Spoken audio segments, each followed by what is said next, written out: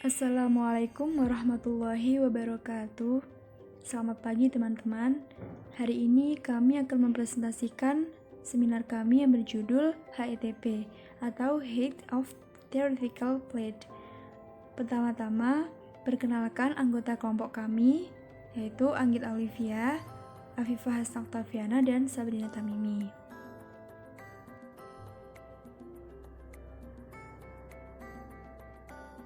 Latar belakang percobaan ini adalah yang pertama, dalam industri sering dibutuhkan bahan-bahan yang relatif murni terhadap bahan-bahan yang lainnya, baik dalam proses industri maupun hasil industri.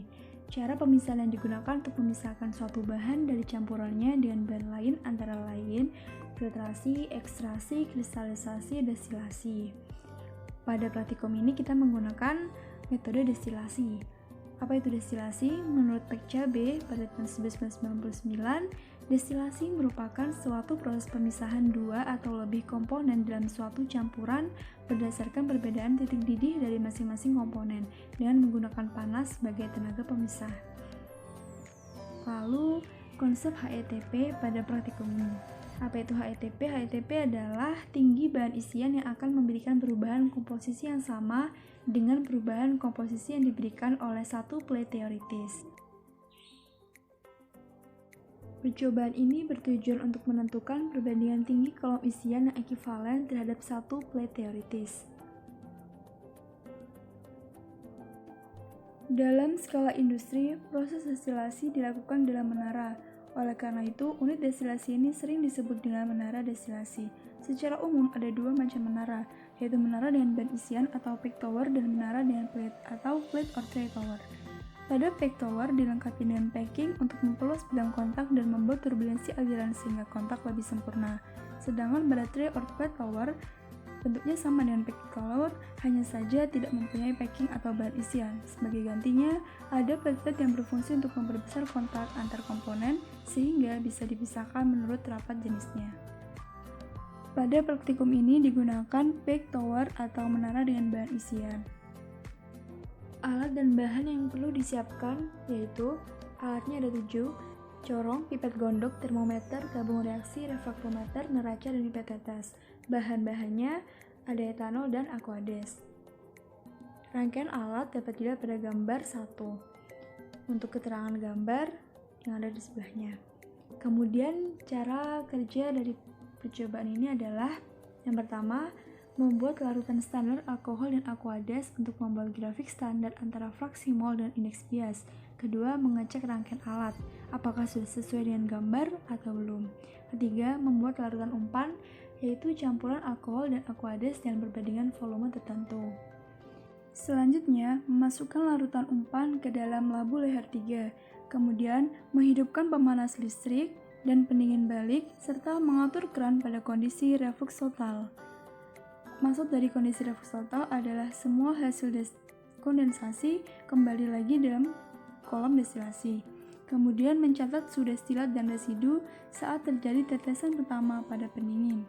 Kemudian mengambil destilat dengan memutar keran reflux, kemudian mengamati indeks biasnya dengan menggunakan refraktometer. Setelah cukup, mengembalikan keran pada kondisi semula, yaitu pada posisi reflux total. Kemudian mematikan pemanas setelah suhu destilat dan residu konstan. Lalu mengambil residu pada labu leher 3 sebelah kiri ini dengan menggunakan penampung keran atau bisa menggunakan gelas ukur. Kemudian mengamati indeks biasnya dengan menggunakan refraktometer. Langkah terakhir adalah mengulangi langkah percobaan dengan umpan yang berbeda.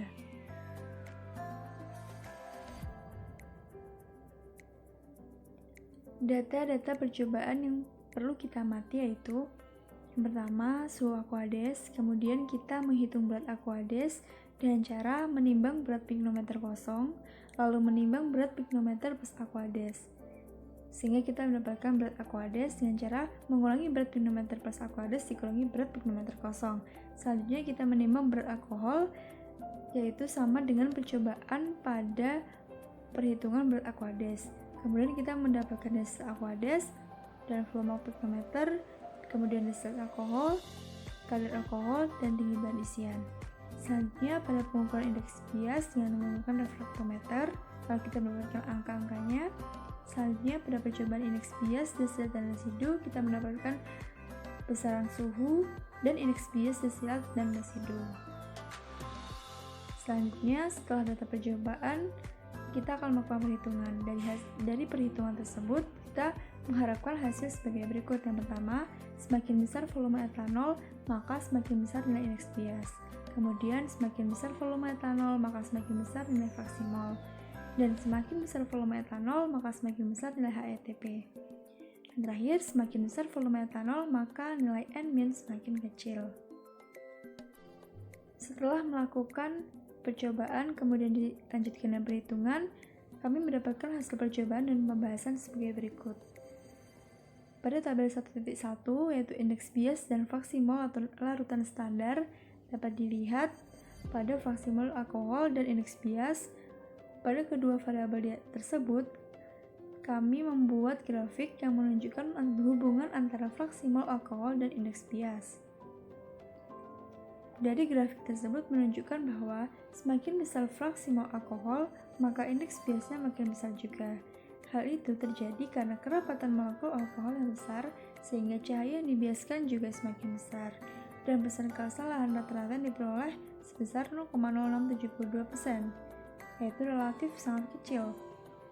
Kesalahan tersebut dapat disebabkan oleh kurang telitinya praktikum dalam mengukur indeks bias.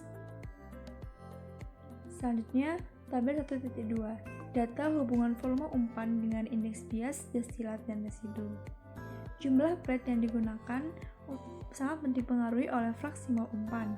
Pada fraksi mol umpan yang semakin kecil atau umpan semakin encer, maka jumlah plate minimum yang digunakan akan semakin banyak.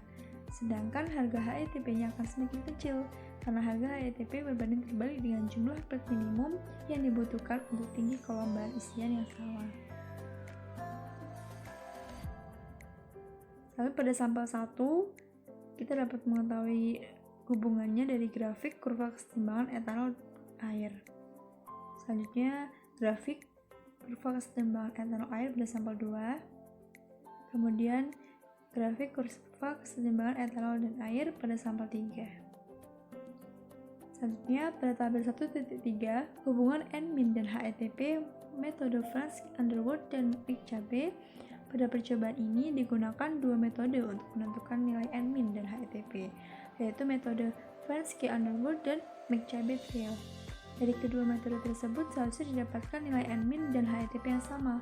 Namun dari perhitungan yang dihasilkan, terdapat perbedaan nilai N- dan HETP dari kedua metode tersebut. Hal tersebut disebabkan oleh beberapa faktor.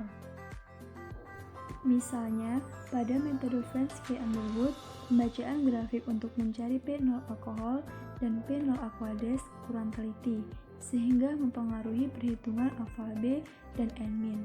Pada metode McCabe-Thiele, dalam menentukan jumlah plate pada kurva kesetimbangan alkohol air, terdapat ketidaktelitian dalam pembacaan N-. Berdasarkan hasil percobaan dan pembahasan, dapat ditarik kesimpulan bahwasanya hipotesis yang dibuat adalah benar.